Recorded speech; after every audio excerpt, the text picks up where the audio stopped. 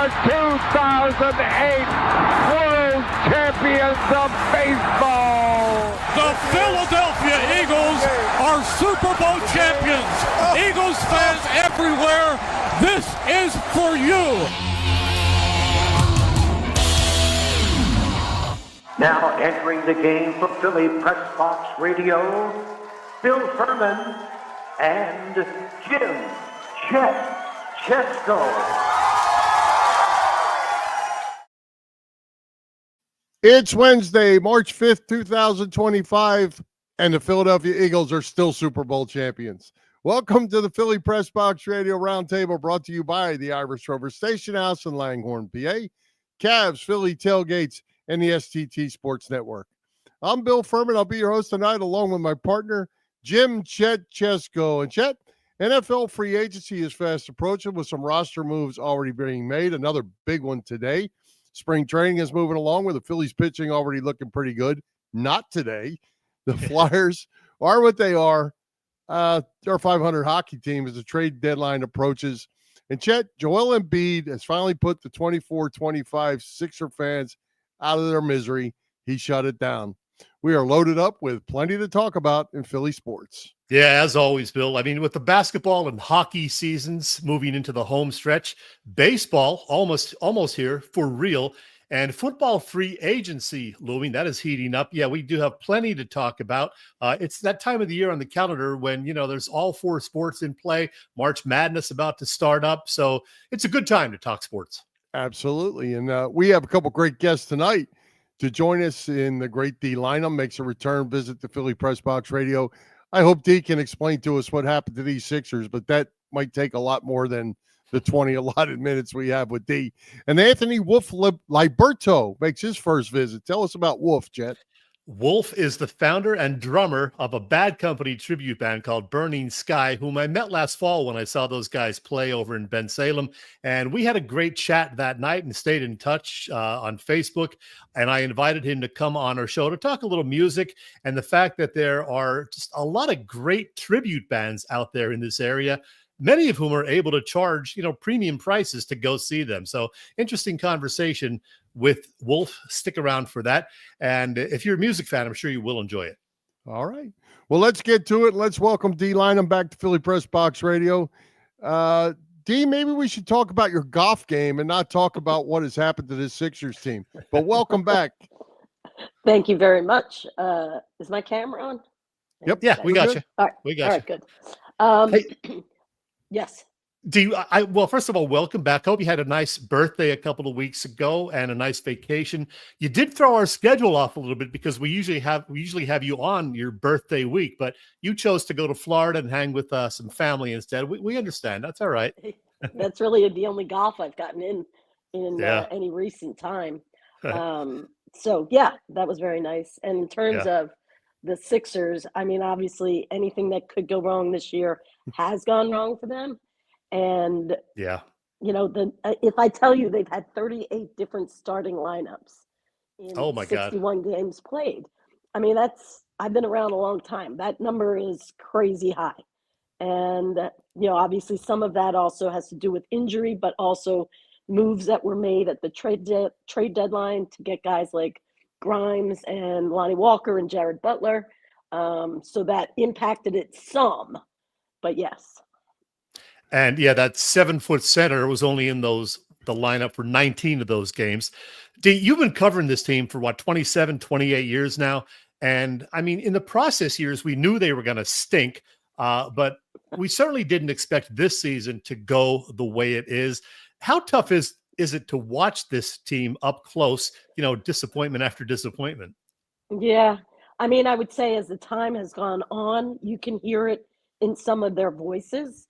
Tyrese Maxey, who I think to be a very positive person, human being, puts a lot of effort into his craft. There have been stretches this year that I can tell it wears on him.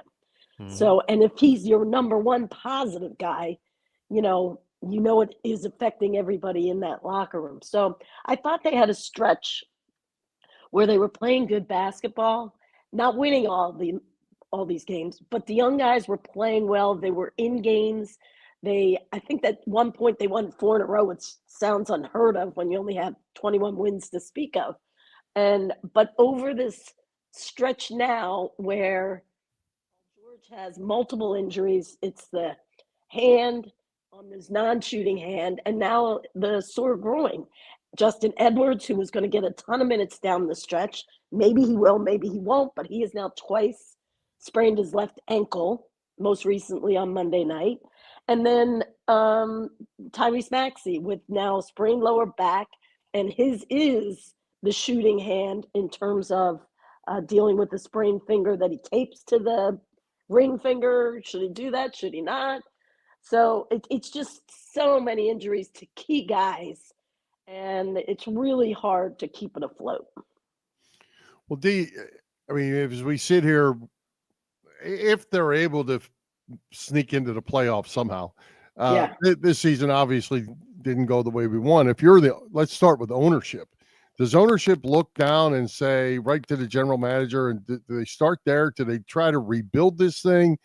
I mean, Joel probably has no trade value at this point, or very limited. Where do you go? You got to get better. Well, first of all, Daryl Morey, I think last talked, it was right before the Super Bowl. So I want to say February 7th. February 7th. And I mean, I remember being there, and I understood in the moment, like, you can't win the ultimate prize in the league without somebody of Joel's ilk and have other people like a Maxey. But, you know, he would consider Joel, when he's healthy, to be a top 5 player in the league. The problem is he's not healthy. And that's been the storyline for year after year after year, certainly in the postseason. Not all his injuries are connected, but they have been there. So they made an investment in him for $193 million. They made an investment in Paul George for $13 million. And they gave Maxey the max deal. So to me, those 3, you have to go with them again next year and hope that you do everything in the postseason, that not one of them is hurt come training camp. Now, until I hear how they're going to move forward with treating Joel, I think there's a little bit of mystery to that. And that's exactly where I want to go next regarding Embiid. I'm never going to understand the September contract extension for $193 million. I just don't get that at all. He played just 39 games last season, now 19 games this season before being shut down last week. So how do you think this is going to play out? What are they going to do with him? I know they're working on it, supposedly. So first of all, just to go to the contract extension, because a lot of people, like, why would you do that? Part of it is not wanting to create with your star player. And if he wants to negotiate and you say, you know what, we're going to put that off till next year. The other thing, had they waited, so he got 3-year extension. Had he waited, they would have had to give him a 4th year. And my point is, it's a year later with a guy who already has problems in terms of staying healthy, and now he's a year older also, and I got to pay him for a 4th year. So I know it doesn't look good, but there is reasoning behind why they made that. And it's a decision that will probably haunt a lot of people there moving forward, because you're kind of stuck. So how will it play out? I would like somebody, and they probably won't do it to the end of the season, but explain what his medical options are. Because you can say he should have already gotten surgery. Well, if the surgery isn't something that can fix what the knee feels like, then that's not really a real option. Mm-hmm. Yeah. I'm not saying that there isn't a surgery out there, but that information has not been shared. Yeah. Dee, it seems like maybe it's been 2 months now that every time you saw Nick Nurse, he looked like he had been beaten up. Those press conferences, you could tell he was feeling the pain early on. What's Nick Nurse's future? Is there anybody that could have coached this situation? I mean, I actually felt like his approach, because we had to ask a lot of questions especially when the Embiid stuff was still hanging in the balance. And, that gets old for that guy to have to answer every day. I remember when Brett Brown, he used to be the one who had to be out in front of everybody, having to take all those kinds of questions. It's not other people. It's not Daryl. It's not, back then it wasn't Sam Hinkie. So I actually think Nick has done a pretty good job of keeping it, like, he doesn't get annoyed at you. He really does have to say, whoever they tell me is available tonight, and then tries to come up with some schemes. Tough job. It's not been an easy year. Well, the full disclosure, I was semi on board with the Paul George signing last summer, despite his age and the too long max contract. But man, he has not looked great the majority of the time. Do you agree? And what happens with him going forward? Do you think they're going to bring him back? You said. Well, I mean, you invested $213 million in the guy. They won't try to trade him. They won't try to trade him, huh? They might, but given the year he's had, I mean, obviously he's hurt. I feel bad a little bit for him because remember at the last game of training camp, he hurt the knee, and then he hurt the knee a second time. I remember a game in Charlotte where he scored 30 points. Now, it's not because it was 30 points, but he looked like the Paul George we saw last year when, in fact, by the way, he played 72 games, and here you are this year where I think he tries to go out there. But even last night, in Minnesota, he couldn't go out in the fourth quarter because the groin was bothering.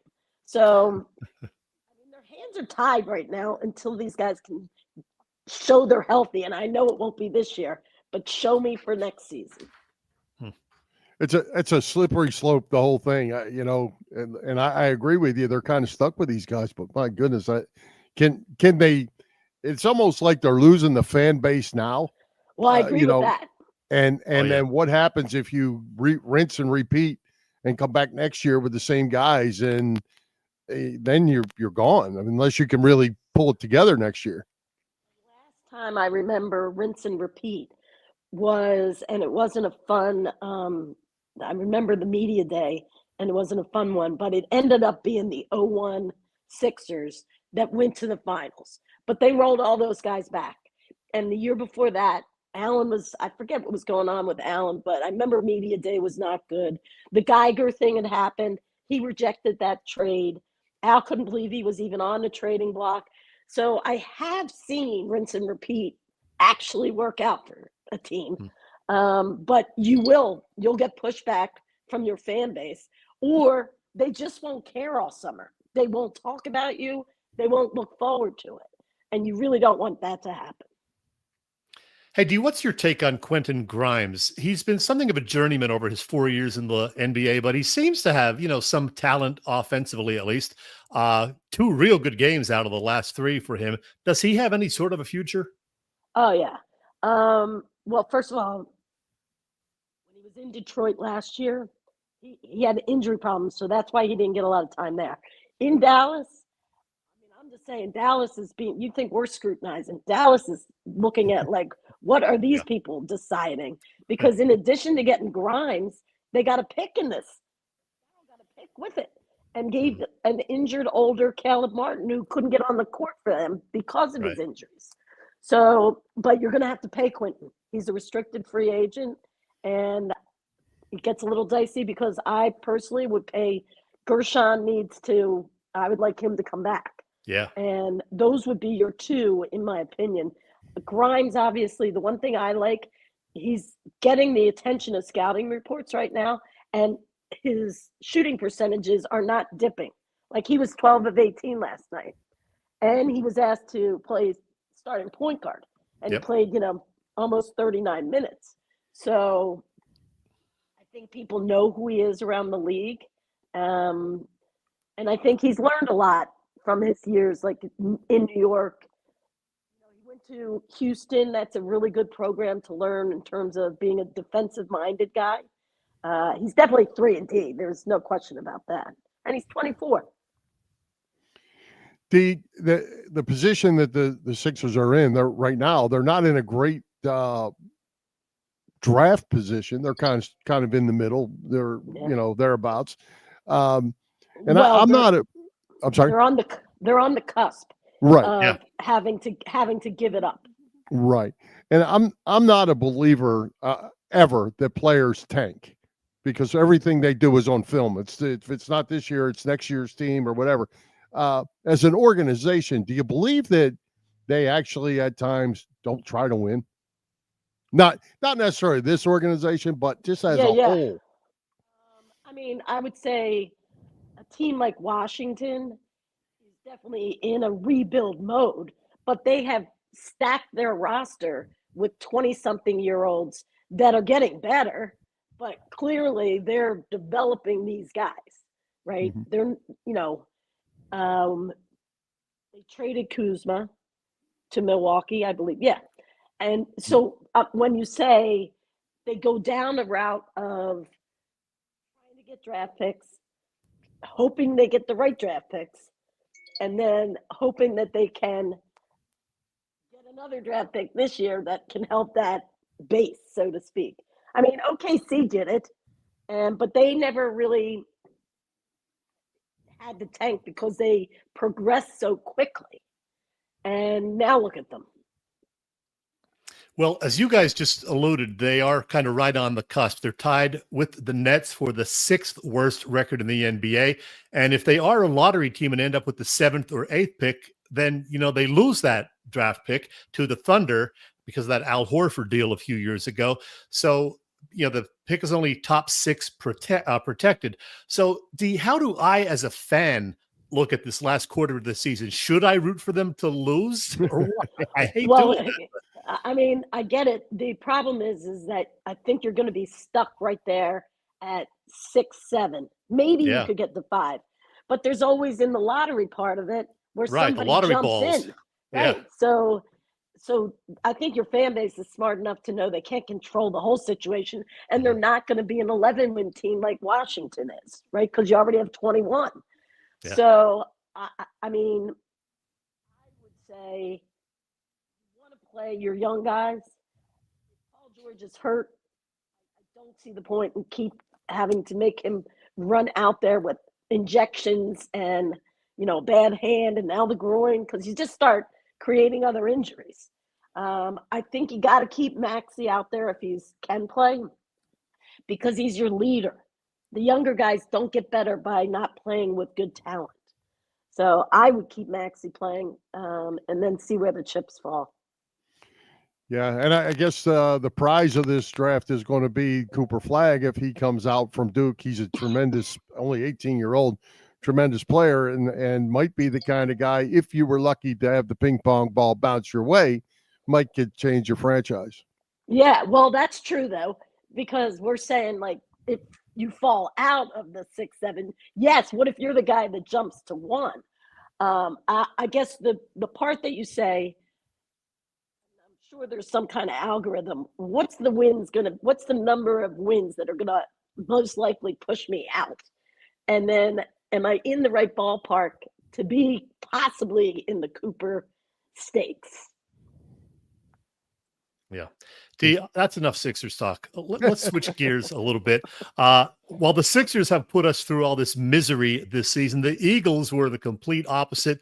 Were you surprised at how good the Eagles were? And do they have enough to, continue this to next season? Looks like Howie Roseman knows what he's doing. 100%. I think I was listening to somebody, and they feel like it's the best chance since the Broad Street Bullies for a team to repeat here in Philly. Yeah. Yeah. So the funny part is I was replaying some of Sixers Media Day because everything was optimistic back then. Yeah. On that day, we actually were talking on sports radio about Nick Sirianni losing his job. And here we are 5 months later, and it has totally flipped. So, but I do think, obviously you mentioned the Saquon, you have the Zach Bond. I think the draft will be interesting for him. I think he's set himself up to have good depth. One of the things that we all know this, because I know you don't want to talk about the Sixers. Injuries in sport, period, can take your best laid plans and ruin them. And I think the Eagles were fortunate to be a pretty healthy team by and large this past year. Absolutely.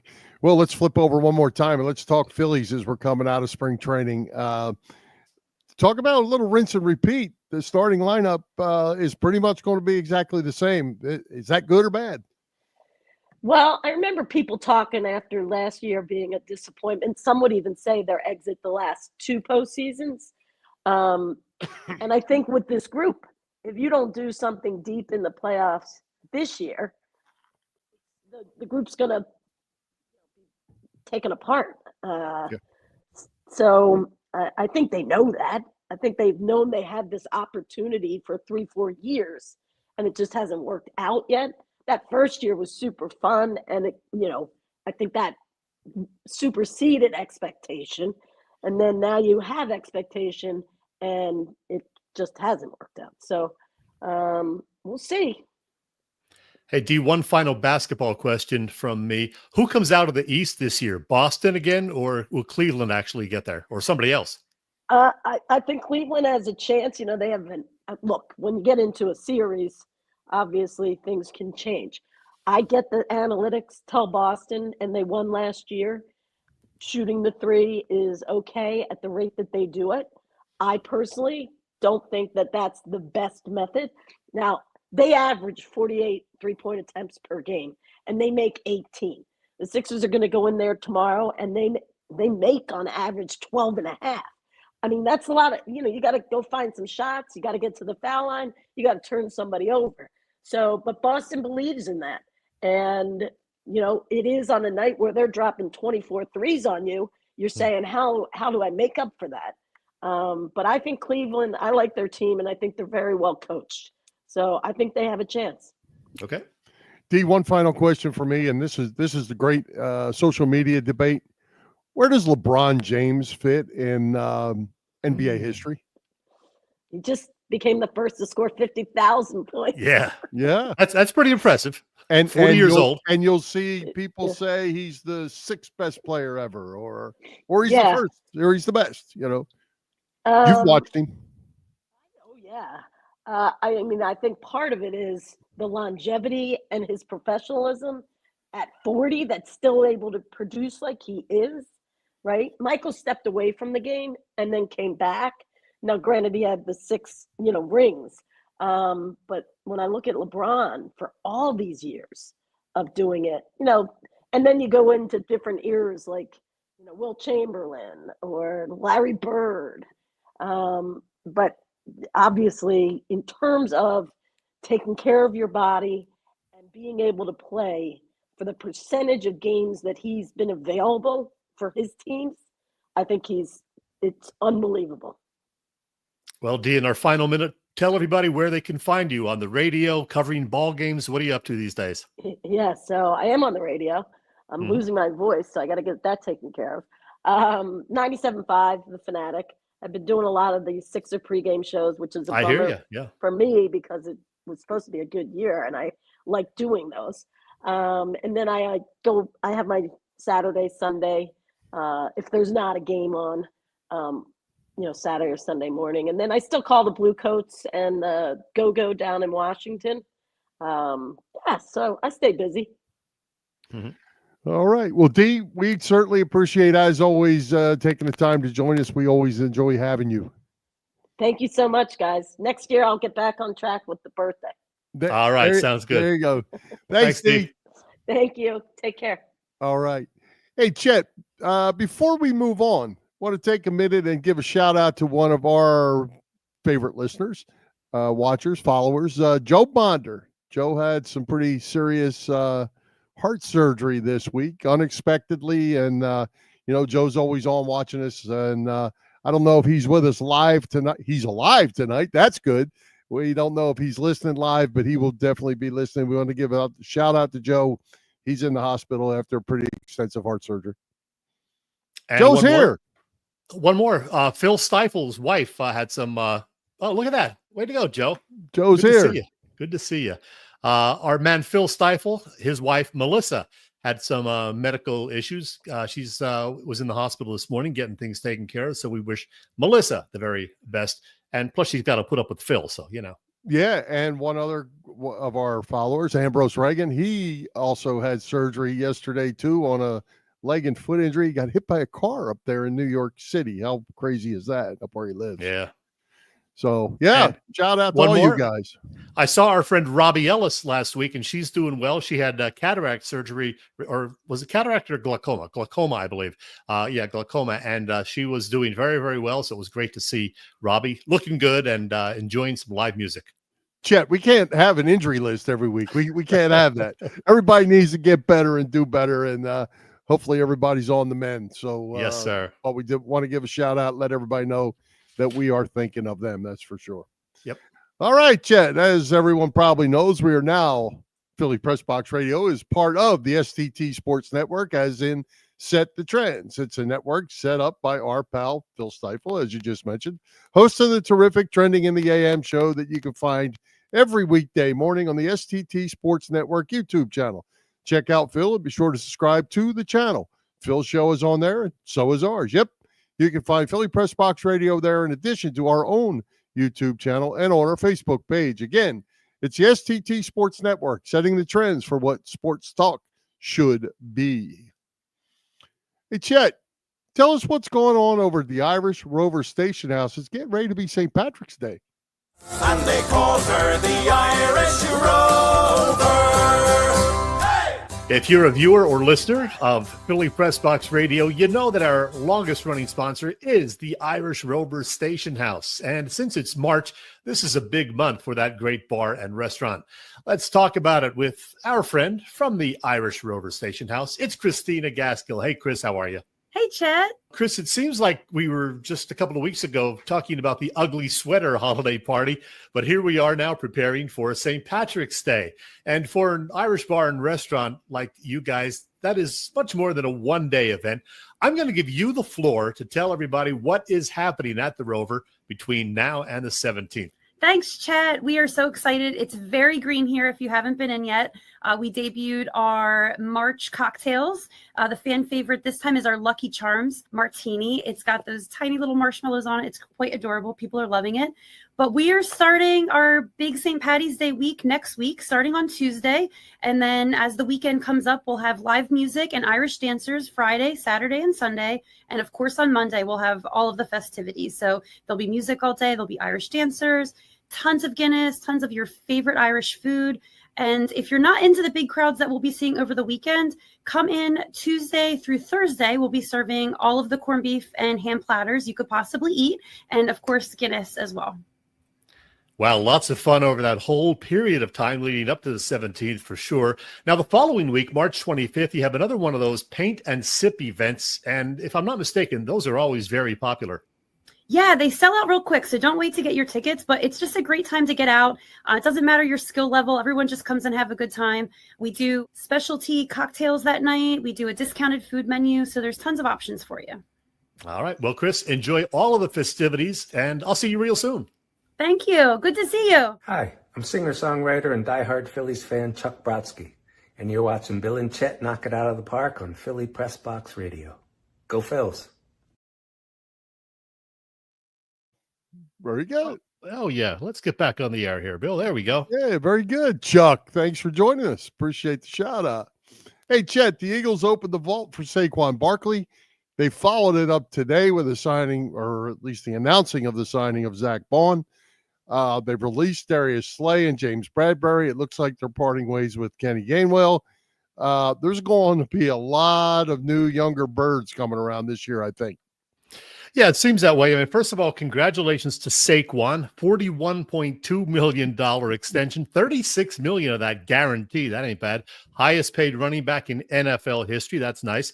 And yeah, regarding Bradbury and Slay, well, neither a surprise, although some speculate that Slay could be brought back under a cheaper deal. We'll see. Going to be an interesting next couple of months. Of course, today they did get the Zach Bond deal done, or at least according to Adam Schefter, that is the case. So Zach is getting paid very handsomely. Did they overpay? Who knows? But my trust is in Howie. Yeah, who knows what overpay is? You know, you look at the numbers and they're all overpaid. So, you know, but in the league we're playing in, the world we're playing in, it is what it is. Becton next. I'm going Becton next. Got to get that one done. Yeah, I think we're all, assuming that Josh Sweat will be gone, as will Milton Williams. But Becton seems like I hope not, Milton Williams. They're not going to bring all three of those guys back, certainly. But Becton seems like he really wants to come back to Philly, and I think they may get that one done. But yeah, the two D linemen, I don't think it's going to happen. Yeah, I'm thinking they got a chance to get Milton Williams back. Josh Sweat is probably going to get a big long-term deal. I really believe that there's some hometown deals here. These guys like playing for the Eagles. Sure. Both Slay and Bradbury said the same thing. I wanted to say something about Bradbury too, Chet, that has come out. He kind of got in the doghouse with Eagles fans for a while, and he lost his job and all that. But they said nobody was any more important in that locker room than James Bradbury with those young kids in the defensive backfield. That he was their go-to guy, and he was the consummate professional, even though he wasn't on the field. And that's great to hear for me. Yeah, I did hear that. That was good to hear. So, the guy didn't get to play all year, but, he was helping them out, and that's great. And look at the year they had, that defensive secondary. Very, very nice. Hey, one other thing, I don't know if you saw this. There was a report this morning, a couple of people reported this, that Brandon Graham retore his left triceps in the Eagles Super Bowl win. That was according to Derek Gunn and somebody else. Derek Gunn said it on 97.5 this morning. So yeah. I don't know if that's going to, definitely put him toward the I'm retiring decision or not. But how about that? Yeah. I mean, it's great that he played. I guess he played through it. I don't know when it happened and how much he played afterwards. But, I think it's time. Brandon needs to move on. Yeah. He's whatever. He's got 18, 17 years in, whatever it is, and 2 Super Bowl. More games than anybody else in Eagles history. And 2 Super Bowl champions. There's certainly nothing for Brandon Graham to prove here in Philadelphia. He's not a Pro Football Hall of Famer, but he's certainly an Eagles Hall of Famer. It's time for him to go, I think. Yeah. And another couple of reports in recent days said the Patriots are very interested in trying to acquire A.J. Brown from the Eagles. I can't imagine the Eagles making any kind of deal for that to happen, but the Patriots seem to think that, it can be done. Yeah, I saw that too. I don't know. I don't believe it. I don't know what they have to offer besides a pile of number 1 picks to even consider that, for the Eagles to even consider that. You're not getting rid of A.J. Brown. You'd be crazy. Yep, I agree. I do. Go ahead. I wanted to ask you, have you been to Lambeau Field in Green Bay? Yes, I was there this year. You were there this year. I went to the Colts Packers. Oh, that's right. I had it in my mind that you were there, but I didn't remember that it was that recent. Yeah, that's right. Yeah, this past year. Why are you going? Because, the Eagles are playing there this coming season, and I'm seriously thinking about it, but only if it's in September or October. Well, that was one of my stipulations too. I am not a cold weather guy. Unfortunately, it was September. It was great, and a lot of real neat places right around the stadium to eat and hang out, and bars, restaurant type places. You can have a little fun there. I know Robbie's been there. Robbie told me the other night, as a matter of fact, that she had a great time out in Green Bay. So yeah, that's definitely on my bucket list. Yeah. So I want to check out the away schedule too and see what's coming up. Hey, I wanted to ask you, if you're sitting here right now, what is this? This is early March, first week of March. Yeah. So the draft's still a bit away. What position you drafting? I'm not going to ask you a player, but what position you drafting? Wow. This is not the position, and I've got a player. This is the first year ever that the Eagles really don't have any major position of need in my mind. Wow. Tight end, a possibility, or you can never have too many great defensive secondary players. They got the 2 young cornerbacks, maybe a safety. So I'm going to say tight end and safety. How about that? Yep. You're going to pick 32nd. So right, exactly. So, I'll tell you what, I am locked in here to make a move, to trade up, as long as it doesn't cost you too crazy, get into the top 10, and I'm taking tight end Tyler Warren of Penn State. Oh, yeah. I mean, I would love that, of course. But yeah, you Yep. would have to certainly make a deal to move up to get him. And, Howie can do that. So, Yeah, that's my has my target. support. Dallas Goedert is 30, get ready to be 31, I believe, and I think he's on will be on the last year of his contract. Yeah. I can't see them signing him after next year. No matter what kind of season he has, he's not going to get a long-term deal at 31. So I see the tight end position as a position of need moving forward, and that's my target if I can get Tyler Hey, Warren. we actually agreed. I said tight end and safety, so there you go. Yep, I do agree with you on that one. All right. You mentioned the Phillies while we were talking with D, and the fact that I didn't see the game today, but I guess it was on ESPN. And apparently, when Luzardo was pitching, they were interviewing Rob Thompson, from the booth. And as they were interviewing Thompson, Luzardo gave up a grand slam home run and then solo home runs on the next two pitches. That's a rough day. I didn't know that they gave up the grand slam. My wife actually had the game on. She told me the Tigers had hit 3 home runs in a row. Yeah. So he gave up 6 runs today. Zach Wheeler gave up 6 runs yesterday. Yeah. I'm not concerned about either. It's March 5th, and I think they're both going to be fine. Meaningless. One thing I am concerned about, though, Ranger Suarez. He threw, I guess, yesterday, only thrown 89 miles an hour on his fastball. Yeah. Remember a few years ago, he was throwing 94, 95. Last year, he was throwing 91 and a half at about this time. 89 now. Yeah, so 89 might not make the roster. Yeah, that's not good. So maybe he's just, ramping up like Joel did. Hopefully it'll work out better than Joel's ramping up. Well, it's funny you said that because I was just going to follow up the other comment and say, yeah, isn't it something that guys are now coming into spring training throwing 98 on opening day? Alvarado already threw 100. Yeah. That's not how it used to be. You used to come in and get your work, and by the time spring training ended, you were getting your velocity up a little bit. But 89 is not a good place to be, and maybe there is damage in that arm because it's going to be something to watch for sure. Yeah, Ranger's definitely going to be something to watch this spring and summer because he's in a contract year. He's got the new agent, and the Phillies have Andrew Painter probably waiting in the wings by midsummer. Yeah, and I saw a thing from Ranger today, I guess it was today, that said he wants to stay a Philly. He doesn't want to go anywhere. It's the only place he's ever played, and he wants to stay in Philadelphia with the best fans there are. So, but he's got to be healthy and got to be able to get people out. That's for sure. Sir. Yes, sir.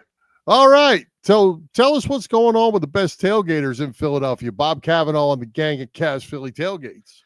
Well, Bill, Cavs Philly Tailgates has been cooking up a terrific catering business for some 35 years. Known best for their tailgate parties, Cavs is a 3-time winner of Philly Tailgates, Jack Daniel's Great American Tailgate Party Contest, and a past winner of the Philly Daily News Tailgate Award. Cavs also does corporate events, parties, you name it. Of course, Cav hosts tailgates before all Eagles games outside the link, and there'll be various tailgates outside Citizens Bank Park this spring and summer, too, including one before the home opener on March 31st. And there are the trips to Clearwater as well. In fact, there's one coming up next week, March 11th to the 15th, and then another one the following week. Let's see if I have that one. Yeah, there you go, March 16th to 21st. Larry Boa, Jason Worth, and Charlie Manuel, all part of that one. That should be fun. Check Cavs' website, phillytailgates.com, for other upcoming events closer to home. And if you have questions, you can email them at cavscatering@verizon.net. Cavs Philly Tailgates is the way to go. Absolutely. Bill, should we do this right now? Talk a little music? What do you think? Well, everyone knows that follows you or Philly Press Box Radio knows that you like music as much as, well, maybe Philly sports and, well, beer maybe. You had a chance I'll drink to that. There you go. You had a chance to visit with Anthony Liberto to talk some music. Yeah, let me preface this by telling you that I had a lengthy chat with Wolf, his nickname, but I trimmed it down to 10 and a half minutes for playback within our show. That is coming up right now, but there will be a longer director's cut, if you will, version of the chat available right after our Philly Press Box Radio show wraps up. That's at 8 p.m. here on this Wednesday evening. Meanwhile, enjoy. If you followed me at all on social media, you know that I'm a big fan of live music, from, decent bar bands to big old artists like Springsteen and the Stones. Somewhere in the middle, I guess, are a group of acts that I've seen quite often over the last several years, tribute bands. And with that in mind, I'm going to talk with a great drummer who happens to be in one such band, Anthony "Wolf" Liberto of the Bad Company tribute, Burning Sky. Yeah. How you doing today, Chet? All right? I'm doing great, man. Well, we're going to talk about your fantastic band, Burning Sky, Thank in you. just a bit. As I noted in the introduction, though, I've seen a lot of tribute bands in recent years, and there are a bunch of them out there. I mean, in the Pennsylvania, New Jersey region alone, there are several that perform the music of Led Zeppelin, ditto the Stones, Black Sabbath, AC/DC, Bowie, the Eagles, Grateful Dead, Pink Floyd, and Springsteen, of course. I mean, heck, I'm in Jersey. I could go on. Many of them are actually able now to charge fairly hefty ticket prices for their shows. What is your theory, Anthony, on why there are so many tribute bands out there these days doing pretty well, apparently? Well, number one, I think it's because, take in the an example, say Led Zeppelin. Obviously, they're not around. I mean, they were pioneers in the rock industry. And I think that what it is there are just damn talented players that, I'm not talking about cover bands that go to the corner bar and say, oh, we're doing a Zeppelin tribute. I'm talking about like a band like Get the Lead Out say. Those guys, they're it. I mean, they actually took the time to learn the studio recordings as opposed to the live recordings. And they're not about, oh, we got to be 4 pieces. The band is big. 6, 7 pieces. They do their acoustic set, the triple neck guitars, the banjos, the whole 9. So I think what it is that the market for tribute bands actually exploded when these tribute bands, they've been around for a while, even before there was the market. And I think that owners just started to recognize, hey, there are people that are big fans of these classic rock bands mostly, and they can sell tickets. And lo and behold, it's really the truth. Get the Lead Out, for an example, is probably, in my opinion, a semi-national band traveling around in a tour bus, both coasts, whole road crew. They're really, really doing it. And I just think that they kind of set the precedent, I would like to say, and the whole market just exploded with tons of Zeppelin bands, tons of Journey bands, tons of whatever. But I got to tell you, no matter what configuration of the Zeppelin band, say, for example, they all work and sell tickets. So I think that owners came to realize that the cover band thing's good. I play in cover bands, still do some freelance work, but the tribute band is like, if you want to go see a specific act and a nice concert atmosphere, then you want to go see your tribute bands. Close your eyes, you think it's them.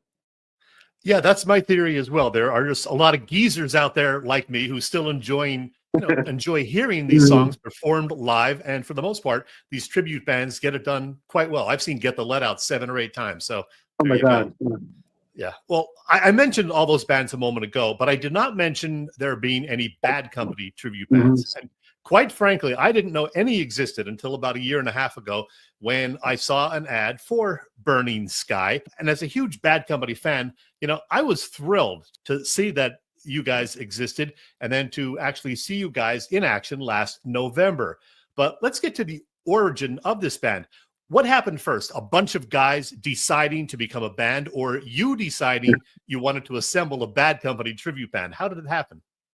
Well, this is exactly what happened. So I mentioned earlier that I played in cover bands a lot. That's how I make my career. I'm a full-time drummer, been playing in all those Royal Caribbean and everything. So what happened was that when I saw the tribute band circuit coming to life, I really didn't know what to do, to really be honest with you. I said, I want to do this. So I started looking on YouTube, and I noticed that there were some Bad Company bands back 9-10 years ago, maybe a few years ago. And I'm looking around and I said, there's all Zeppelin bands, Cheap Trick, Journey, Leonard Skinner, it goes on. I said to myself, if I start a Zeppelin tribute band, because I'm a really big fan, what am I going to do different to get my little niche in the circuit? So I was like, you know what? I was like, I think Bad Company might be a good bet. I said, if I could find the musicians to pull it off, because I'll get to this in a minute, but the music is a lot harder than it sounds. But I did. What I did was I found individual players. We were all on the same page, and that really helps a lot. And we just started right in the basement, learning song 1. And the thing about these guys are that I really got to tell you is we're just not a band that covers Bad Company. The two guitar players worked and still work umpteenth hours on recreating the guitar sounds, actually trying to get the studio sounds, and the whole band the same thing. The bassist, myself, keyboard player, we were all on the same page. We're excited about it. And I just went for it. I said, and believe me, not that I didn't get any flack. People are like, what are you starting a Bad Company tribute band for? I said, well, you know, obviously Zeppelin and Journey have, I would say, which is phenomenal. It's crazy to think they have a bigger household name, but no one's doing Bad Company. So what I did was I said, okay, I'm very business oriented. I set up all my social media pages and a Google business page even before I had picture one. What happens is I start getting some content, and the owner of the Landis Theater, this is why I set up the social business pages. He saw our Facebook page, and he's a real big fan of Bad Company. He contacted me before I even had a chance to solicit him. He sent me an email. He says, Aunt, my name's Ray. I'm a big Bad Company fan. How would you like to play a show in my big theater? I was floored. We went and played. I think we sold 350 tickets, unknown, just a band that's just started out. And I'll be honest with you, I really didn't make a bad choice because I'm really happy what I'm doing. People really want to hear the band, and they're paying well. That's I'm here in Fort Lauderdale right now. A guy, an agency saw our band, who there's a fellow down here that has like a mansion, literally, and he loved Bad Company. And he said, get these guys. We negotiated. He got us. We played the show Saturday. Phenomenal. Here's a sample of Burning Sky.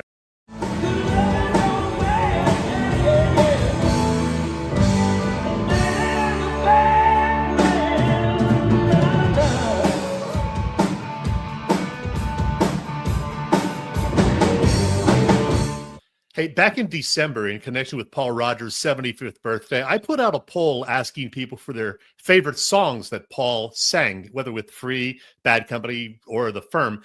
And you, Anthony, didn't vote. So I'm going to ask you again, what is your personal favorite Bad Company or Free song? Well, sorry about that, Chet. That's okay. I must have missed it. So Bad Company, my personal favorite song, one of them is Deal with the Preacher. I really love that song. I mean, obviously there are other songs, Feel Like Making Love. That song for me just has like a special energy to it. Some people call it a B-side. I just like that song because it's energetic, just the arrangement.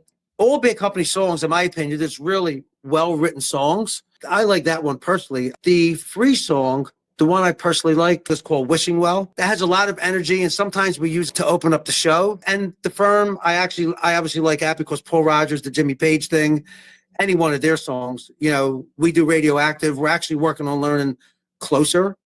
We're trying to use that. Really difficult songs, but we're going to get it down, and we'll add them to our playlist as well.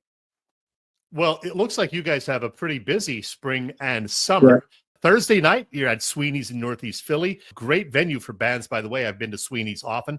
Any other shows you particularly want to plug? Yeah, we actually have, so besides Sweeney's, we have two shows at Gus's Crab Shack. That's on June 15th and August 15th. We also are playing a show in Lock Haven, Pennsylvania. I guess it's like a township show. That's on Sunday, July 13th. In October, we're actually going to be going to Wisconsin. There's a fellow that contacted me. He's having a Rocktober event, and they haven't had any Bad Company tribute bands in that area. So he actually called me up, and he said he likes to deal with the band leaders one-on-one. We worked out the money, the situation, living the quarters, all that stuff. And he listens to the people in his theater, you know, I guess his customers. He said personally, he wasn't a big fan of Bad Company, but when he went looking around for a Bad Company tribute, the people in his, I guess, theater group or whatever, he said, no, we want them, meaning us. I was like really flattered when he told me that. And he said, look, here's your deal. I have a 9-bedroom band house that you guys could stay in. You could come in a couple days earlier if you want. Wow. So we're really looking forward to that. And he said, you know, you guys are probably going to sell out both nights. I said, okay, you know your theater. I was never in Wisconsin before, so that's okay. That's awesome. Bad Company is finally a Rock and Roll Hall of Fame nominee. Sum it up. Why is Bad Company Hall of Fame worthy? You got arguably one of the best singers in rock and roll. Boz Perrell, who used to play baseboard and he passed, wrote a lot of the songs. You know, that band is just super talented. They were called a super group in the 70s. Every song well written. I don't think I ever heard a bad company song, to really be honest with you. Yeah, they're just a very talented band. I don't know why they haven't been in the hall sooner, but I hope they get in. So that's why. Talent. Hey, we are out of time. If you're a fan of Bad Company or just seeing live music in general, catch Anthony's band Burning Sky this Thursday at Sweeney's in Northeast Philly, or March 22nd. March 22nd at Well Crafted in Lansdale. You won't be disappointed. Thanks a bunch, Anthony. You're welcome. Thanks for having me, Chet.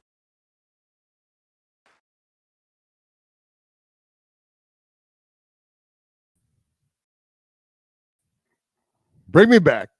Come on, get us back on there. There you go. Hey, that was really good. Chet, you know what? I'm going to follow up on this just a second, because you know what I really like about what's that? Pretty much anything. Somebody that is just doing something with passion. Oh, yeah. And having fun. And you could tell in talking to Wolf or Anthony that he loves what he's doing and started from scratch. Nothing makes me happier than that kind of stuff right there. I could listen to him talk all day about how things have, through hard work, have just kind of fallen his way. Yeah, very positive guy for sure. And I want to mention that I posted a comment from my friend Anna during the interview. Said she loves Burning Sky, and we'll see everybody tomorrow night. I sat with Anna, who I've sat with at many Fat Mez shows as well. She's just a big music fan, and she's a huge fan of this band as well, obviously. So in November, when I saw them at Broken Goblet in Bensalem, I sat with her, and she introduced me to Anthony. So, I ended up talking to Anthony and, got him on our show tonight, and just a great guy. And yes, they will be Thursday night at Sweeney's in Northeast Philadelphia. And I'll mention again, the full interview with Anthony, including the discussion about some other legendary Philly bar bands and a fun Fast Five that we played, will be available on my Random Chet YouTube channel immediately after we wrap up our show. That's at 8:00 p.m. here Thursday or Wednesday evening. And then I'll repost it again tomorrow for everybody to take a look at. Okay. And talk about being seen. I'm going to throw this out because I am going to be seen in Philly this weekend at the Philly show. I was wondering if you're going to the Philly show. I'll be up late tomorrow night. I'll be at the Philly show Friday and Saturday, and for part of Sunday. Check us out. I'll be at with Chip at 118 Sports is the name of our booth, and it's booths 123 and 222. They're kind of odd numbers, but it's the way they're arranged. Stop and see us. Anybody comes into the show, it's going to be jam-packed with a ton of Eagles going to be there, but stop by and say hello. Now, Bill, do you get a discount on the $400 Jalen Hurts autograph? Nope. Stand in line just like everybody else does. Yeah, but there's going to be a lot of other guys. If you want an Eagles autograph, Paris Campbell is there. He's only $40. Only for Big Dom is $60. I know. And you can get a photo op with Nick Sirianni and Big Dom together. How's that? Yeah. You're only in America do you pay $60 to get your picture with a security guard. And that's all I got for that. All right. Hey, great guest tonight at Dei Lynam and Anthony Wolf Liberto. Who's coming to Philly Press Box Radio next week? Next week, Bill, he may have officially retired last summer, but he is still a busy guy with lots going on in all different areas. I'm talking about the Prof. Yeah, Glenn Macnow, former WIP host for many, many years, great Philly Inquirer writer for many, many years. He will be on with us live next Wednesday to talk about the Philly sports scene and maybe, Bill, just maybe, a question or two about beer. Oh, there you go. Hey, I'm going to answer this. Joe just put this up there because I didn't say where it was. It is not at the convention center, Joe. It is at the Oaks. Just north of the King of Prussia Mall, about maybe 10 or so minutes. And we actually do stay at the Valley Forge Casino, Joe, and I know you like the casino. So we do stay there, and when we're not at the show, which we are most of the time. But yeah, come check us out, Joe, if you're in the area. I have been to that convention hall or whatever it's called at Oaks for, I think, 3 different Monster Mania conventions, and that place is huge. They have a lot of area inside, so, and it's going to be packed, as you know. Yeah, and actually there's several. They usually have several different events. It's that big. It is huge. The memorabilia show is huge, and there might be a home show or gun show or something in another building, whatever, that's attached right to it. So yeah, it does get pretty crowded. Hey, Yep. Chet, I want to touch on the Flyers. They keep teasing us with some solid hockey, then turn around and have a bad game like last night when they kind of just stunk the place up right from the start. They're a 500 team, and making the playoffs at this point is going to be a struggle. The trade deadline is Friday.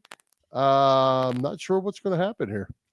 They came out of the break, the Four Nations face-off break, showing signs of life. They got 7 out of a possible 8 points in their first 4 games back. Yeah. They scored 6 goals in 2 of those wins, only to play a stinker Tuesday night. Sam Harrison started in goal, did not look good. I think he gave up a couple of soft goals, 3 goals. 3 goals in 5 shots. Yeah, and they were all soft. Yeah, that's not good. That's not a good percentage. Yeah, he got pulled, lost to Calgary. And now Thursday night, they're going to welcome the team with the best record in the league into the center, the Winnipeg Jets. And Bill, I was checking out their schedule. I don't know if you've seen this, but take a look at this. I've never seen anything quite like this. Let me see if I have it here. I thought I did. I thought I was putting it up, as a matter of fact. There it is. Yeah, the Flyers played their first of 7 straight home games on Tuesday night. And then that's through mid-March, and then later in the month, they have 5 straight road games. That is bizarre. I've never seen a 7-game homestand. Yeah, it's the longest. It's the longest homestand of the season, that's for sure. But you know what's disturbing, Chet? You look at all them games on ESPN Plus. Yeah, which a lot of people don't have, including me. That's right. That's right, and that's frustrating as all heck. Now I know some of them are also on, the NBC Sports Philly, but some are not, and that pisses people off. And a couple of Phillies games are going to be on, I guess, Apple TV Plus this spring also. And people like to complain about that too. Yep, absolutely. I don't like it either, and hopefully the Flyers can pull this thing off. I see the playoffs not really happening at this point. Yeah. They've got to jump about 4 or 5 different teams to even get to the last spot. Going to be tough to do, and they're 500. They are what they are. And I don't even know at this point if you say that they're better this year than last. Not so far. No, they are not. In fact, they might end up with a few less points in the standings than they did last year. We'll see how that works out. But you mentioned that Friday is the trade deadline. Last night, Joel Farabee and Morgan Frost were back in town with the Calgary Flames. Do you expect the Flyers to make any trades before? I don't know who you trade. I don't know who their trade bait is. I heard them talking last night on the game. Rustalainen, the defenseman, looks like he's a target that some teams are interested in. He's not going to be a deal breaker. You're not going to get a star for him. You might trade decent player for decent player there. So I just don't know who you're really ready to trade at this point. Yeah, I don't know. And I don't know, how the guys want to approach it either. So I don't think they're going to make any big moves to bring talent in to make a playoff push, because I think they know that they're not really, cup contenders just yet. I think they're more likely to, trade somebody for draft picks or whatever to think about the future. Right. I think that's the only way to do it, is continue the rebuild. And they're going to tell us at the end of the year, we told you this was a process, this was a rebuild, and hang in there. We're going to keep getting better. We'll see. Well, we hope it goes better than the Sixers process. Yeah, I shouldn't have used that word. That probably wasn't the right word to use, because anything's going to be better than that debacle. Hey, Bill, I want to mention that while the interview was playing, I think Joe Howe was disappointed because Joe thought that I was going to be talking about the Oscars, but I didn't. It was my random chat was instead an interview with the music guy.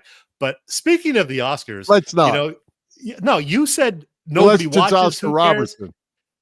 Let me just say this. Ratings were up for the second straight year. 19.7 million people watched the Academy Awards. That is a 5-year high, Bill. So take that, Furman. I would find those numbers hard to believe. The only one that would have published those numbers is whatever network it was on, and they just made that up because there ain't 19 million people that care. 19.7. I have a lot of friends who care. We were texting back and forth during it. People do care, Bill. And congratulations to Anora, the best film of the year. Good film, by the way. Joe, Joe was in the hospital and had nothing else to watch if he watched it. Thank you, Joe. Come on, Joe. All right.